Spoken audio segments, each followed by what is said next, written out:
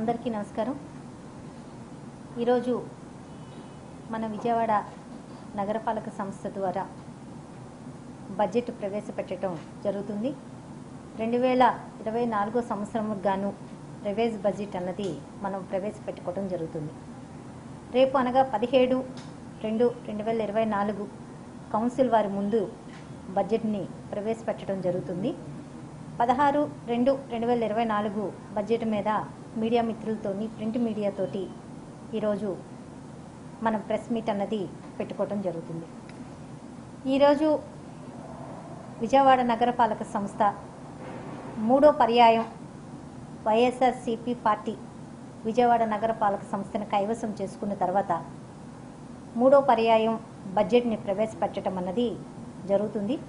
గౌరవ ముఖ్యమంత్రి వర్యులు వైఎస్ జగన్మోహన్ రెడ్డి గారు ఆధ్వర్యంలో పూర్తి స్థాయిలో విజయవాడ నగర అభివృద్ధికి సంక్షేమానికి అందజేస్తున్న రాష్ట్ర బడ్జెట్ కానీ, అలాగే మన నగరపాలక సంస్థ జనరల్ బడ్జెట్ కానీ, ఫైనాన్స్ కమిషన్ బడ్జెట్లు కానీ అన్ని బడ్జెట్లు కలిపి మనకి రెవెన్యూ ఆదాయము 851.40గా, అలాగే క్యాపిటల్ ఆదాయము 599.42గా, అలాగే డిపాజిట్లు మనకి వచ్చినాయి 48.17గా.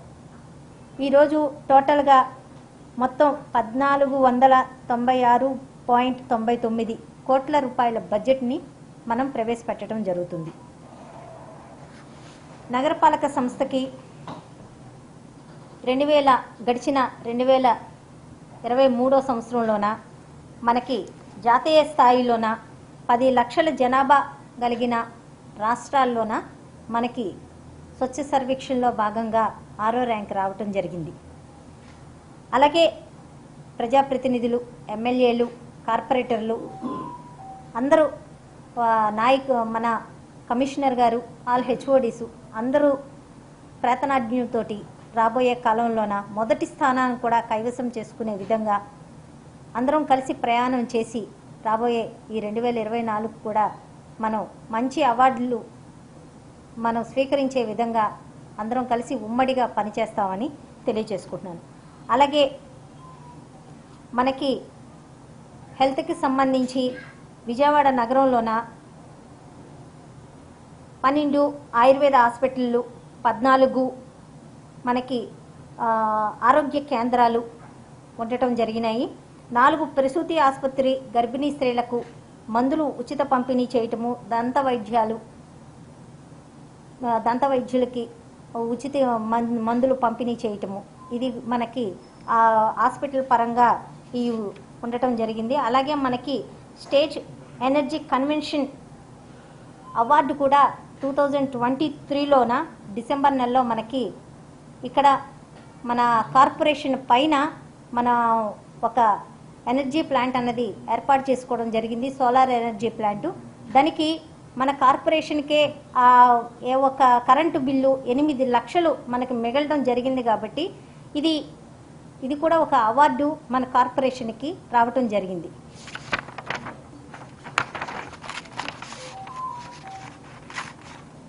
అలాగే శిశు జనన సంరక్షణ కిట్లు మనం గర్భిణీ స్త్రీలకి అందచేయటం జరుగుతుంది. జేఎస్ఎస్కే కార్యాలయాలు కూడా మనం ఏర్పాటు చేయటం జరిగింది. అలాగే స్టెడ్డింగ్ మిషన్ ద్వారా పొడి చెత్త, తడి చెత్తని మనం సెగ్రిగేట్ చేయటము, ఆన్లైన్ కంపోస్ట్ కేంద్రాలు 6 కంపోస్ట్ కేంద్రాల ప్లాంట్లు 50 నుంచి 100 టన్నులు పొడి చెత్త సేంద్రియ ఎరువులుగా తయారు చేసి వాటిని మనం పార్కులు, డివైడర్లు, కాలువ ఒడ్డులో గ్రీనరీ పెంచే ప్రతి ఒక్క ప్రదేశం దగ్గర మనం ఒక చెత్తని మనము సేంద్రియ ఎరువులుగా తయారు చేసి అది మనం ఉపయోగించడం జరుగుతుంది. అలాగే 400 నుంచి 450 టన్నులు మనకి చెత్త అన్నది ప్రతిరోజు నిత్యం మనకి విజయవాడ నగరంలోన మనకి 400 నుంచి 400 టన్నులు చెత్త వస్తుంది. అది పవర్ జనరేషన్ కోసం మనం జిందాల్ ప్లాంట్కి దాన్ని తరలించడం జరుగుతుంది. అలాగే నగరంలో సేకరించిన చెత్తని గుంటూరు నాయుడుపేట వద్ద జిందాల్ సంస్థకి తరలించి సింగినగర్, ఆటోనగర్ ట్రాన్స్ఫర్ స్టేషన్లను సేకరించిన చెత్తను తరలించడం జరుగుతుంది. అలాగే ఎక్సెల్ ప్లాంట్ ఏరియాలో మొక్కలు నాటి మనకి సింగనగర్లోనే ఎక్సెల్ ప్లాంట్ ఉంది. ఎక్సెల్ ప్లాంట్ని మనం పూర్తిగా దాన్ని క్లీన్ చేసి అక్కడ పూర్తిగా మొక్కలు నాటాము.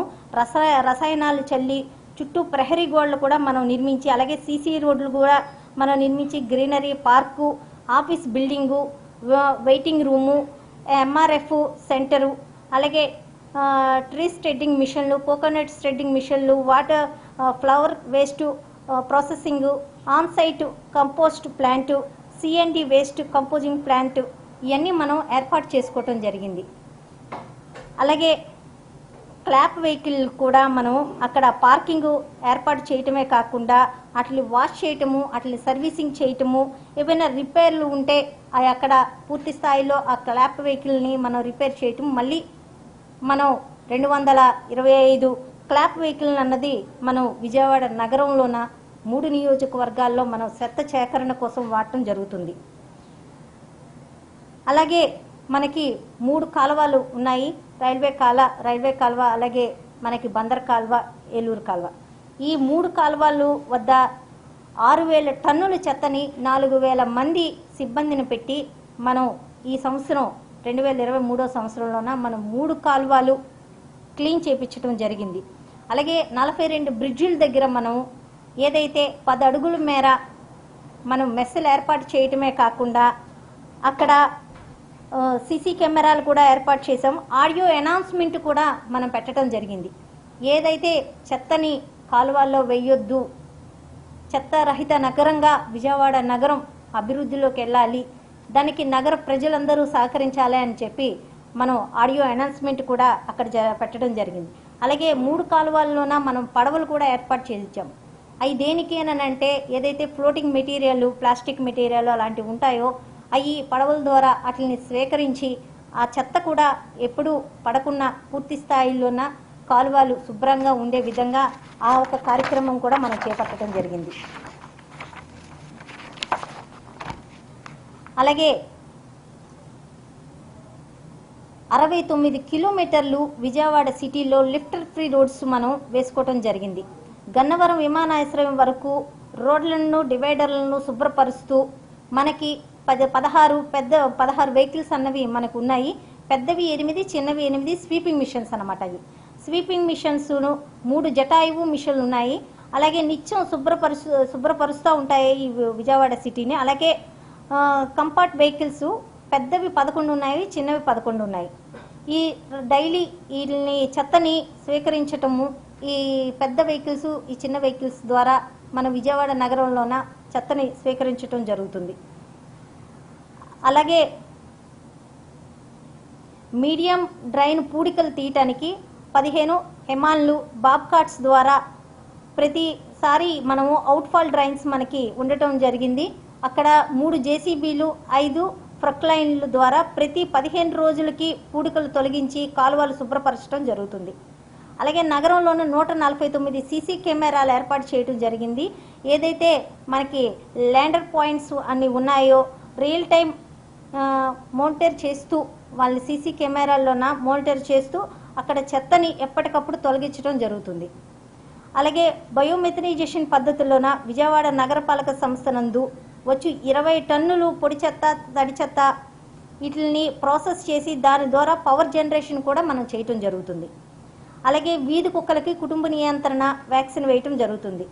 అలాగే మనకి ఈ కోతులు పట్టి కొన్ని డివిజన్స్లోన కోతులు ఇబ్బంది చాలా ఎక్కువగా ఉందని ప్రజలు చెప్పడం జరుగుతుంది. ఆ కోతులను కూడా మనం పట్టి అవి అడవుల్లోన వదలటం అనేది జరుగుతుంది. అలాగే విజయవాడలోన 64 డివిజన్లోన పారిశుద్ధ్య కార్మికులకు వాళ్ళ రక్షణ కొరకు ఏదైతే హెల్త్ కాన్సెన్స్ మీద మనము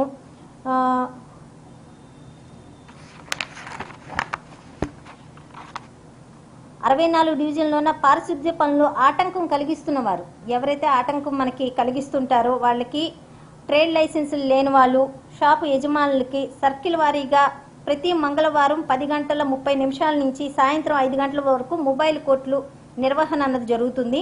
న్యాయమూర్తులు జరిమానా వేయటం జరుగుతుంది. ఇది ఆఫీసర్లకి రిపోర్ట్ చేయటం కూడా జరుగుతుంది. అలాగే విజయవాడ పశ్చిమ నియోజకవర్గంలో 4.50 కిలోమీటర్ల మేర 534 లక్షలతోటి తార్ రోడ్లు నిర్మించడం జరిగింది. అలాగే 9.34 కిలోమీటర్ల మేడ 725 లక్షలతోటి ఇంకా పనులు పురోగతిలో ఉన్నాయి. ఇవి బీటీ రోడ్లు. నెక్స్ట్ విజయవాడ సెంట్రల్ నియోజకవర్గంలో 11.22 కిలోమీటర్ల మేర 1018.33 లక్షలతో తార్ రోడ్లు నిర్మించడం అయింది.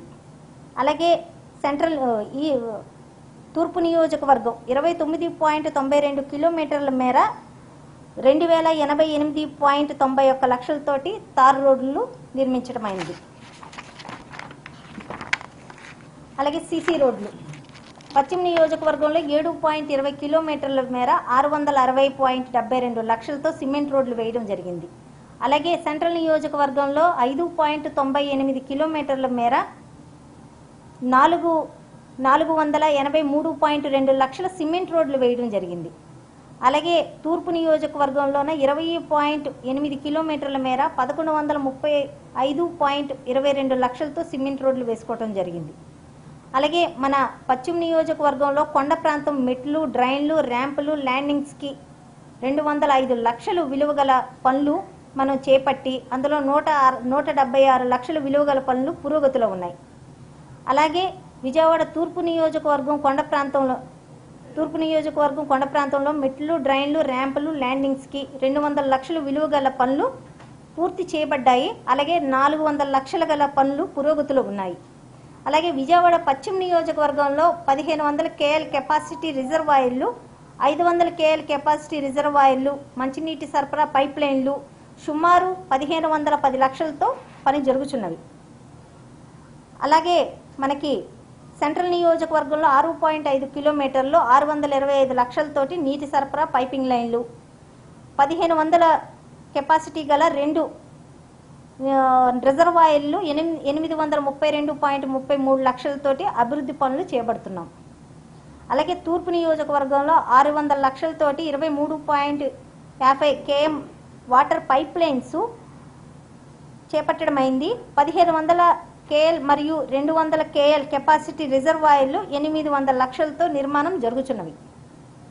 అలాగే మనకి ఆఫీస్ భవనాలు కూడా మనం నిర్మించడం జరిగింది. విజయవాడ పశ్చిమ నియోజకవర్గంలో 504.53 లక్షలతోటి 10 శానిటరీ ఆఫీసులు, 4 షాపింగ్ కాంప్లెక్స్లు, వెయిటింగ్ ప్లాట్ఫామ్స్, G+2 షాపింగ్ కాంప్లెక్స్లు, వస్త్రలత షాపింగ్ కాంప్లెక్స్ పనులు జరుగుతున్నవి.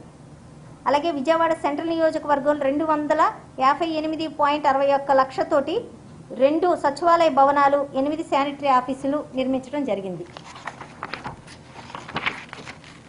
అలాగే తూర్పు నియోజకవర్గంలో 270.47 లక్షలతో 2 కమ్యూనిటీ హాల్లు, జిమ్ములు, అలాగే 9 శానిటరీ ఆఫీసులు భవనాలు నిర్మించడం జరిగింది. 5.88 కోట్ల రూపాయలతో మన విజయవాడ నగరపాలక సంస్థ కార్యాలయము భవనము 1, 2, 3వ అంతస్తు కార్యాలయము ఏర్పాటు చేయుటకు 2వ అంతస్తు పూర్తి చేసుకొని అక్కడ కొన్ని శాఖల్ని తీసుకెళ్ళి అక్కడ ఆల్రెడీ పెట్టడం కూడా జరిగింది. ఆ 2వ ఫ్లోర్ అన్నది మనం ఓపెనింగ్ చేసుకోవటం కూడా జరిగింది. అలాగే ఇండోర్ స్టేడియంస్ 6 లక్షల ఖర్చుతోటి సితారా జంక్షన్ నందు ఇండోర్ స్టేడియం నిర్మాణము పనులు జరుగుతున్నవి.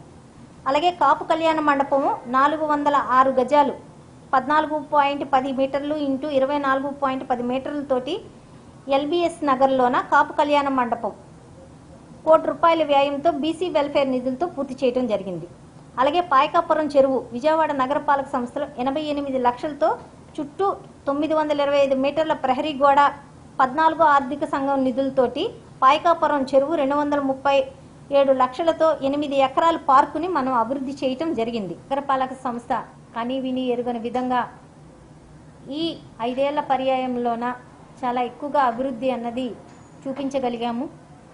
ఎందుకంటే గౌరవ ముఖ్యమంత్రి వర్యులు వైఎస్ జగన్మోహన్ రెడ్డి గారు మాకు అన్ని రకాలుగా స్టేట్ బడ్జెట్ అవనివ్వండి, అలాగే ఫైనాన్స్ కమిషన్ బడ్జెట్లు అవనివ్వండి, లేకపోతే విజయవాడ నగరపాలక సంస్థ జనరల్ బడ్జెట్ అవనివ్వండి, ఏ బడ్జెట్కైనా మాకు వెసులుబాటు పూర్తి స్థాయిలో కల్పించటము, విజయవాడ నగర అభివృద్ధి కోసము మన ప్రీతం నాయకులు ముఖ్యమంత్రి వర్యులు జగన్మోహన్ రెడ్డి గారు మాకు అన్ని విధాల సహకరించటము, అలాగే మన మంత్రివర్యులు ఆదిమూలపు సురేష్ గారు మన పట్టణాభివృద్ధి శాఖ మార్చిలుగా ఆయన పూర్తి స్థాయిలో మాకు అన్ని రకాలుగా అభివృద్ధి పనుల్లో మాకు చేదోడుగా మా మంత్రివర్యులు గారు ఉండడం, అలాగే లోకల్ శాసనసభ్యులు పశ్చిమ నియోజకవర్గ శాసనసభ్యులు వెల్లంపల్లి శ్రీనివాసరావు గారు, సెంట్రల్ నియోజకవర్గ శాసనసభ్యులు మల్లాది విష్ణు గారు, అలాగే ఎమ్మెల్సీ రాహుల్లా గారు, ఎంపీ గారు, ఎమ్మెల్యే గారు అందరూ మాకు పూర్తి స్థాయిలో సహకరించటం మూలాన పూర్తిగా విజయవాడ నగర అభివృద్ధి అన్నది ముందుకు వెళ్తుంది. మా కార్పొరేటర్లు కానీ, డిప్యూటీ మేయర్లు, అలాగే కమిషనర్ గారు, అధికారులు అందరి సహాయ సహకారాలతో పూర్తిగా విజయవాడ నగర అభివృద్ధిని ఈరోజు మీకు అన్ని విభాగాల ద్వారా మీకు తెలియచేయటం జరుగుతుంది. ఏ రకంగా మేము ఎన్ని వేల కోట్లతోటి ఈరోజు రోడ్లు పూర్తి చేసుకున్నాము, డ్రైన్లు, వాటర్ సప్లై, హెల్త్ అన్ని రకాలుగా ఈరోజు స్కూల్స్ నిర్మాణాలు, స్కూల్ బిల్డింగుల నిర్మాణాలు, ప్రతి ఒక్క కార్యక్రమము పూర్తి స్థాయిలో విజయవంతంగా నిర్వహిస్తూ అన్ని వర్గాల వారికి ఆమోదకరంగా ఉండే విధంగా కులంకుశంగా ఈ ఒక బడ్జెట్ అన్నది ప్రవేశపెట్టడం జరుగుతుంది. ప్రజలందరూ దీన్ని ఆమోదించవలసిందిగా కోరుకుంటున్నాను.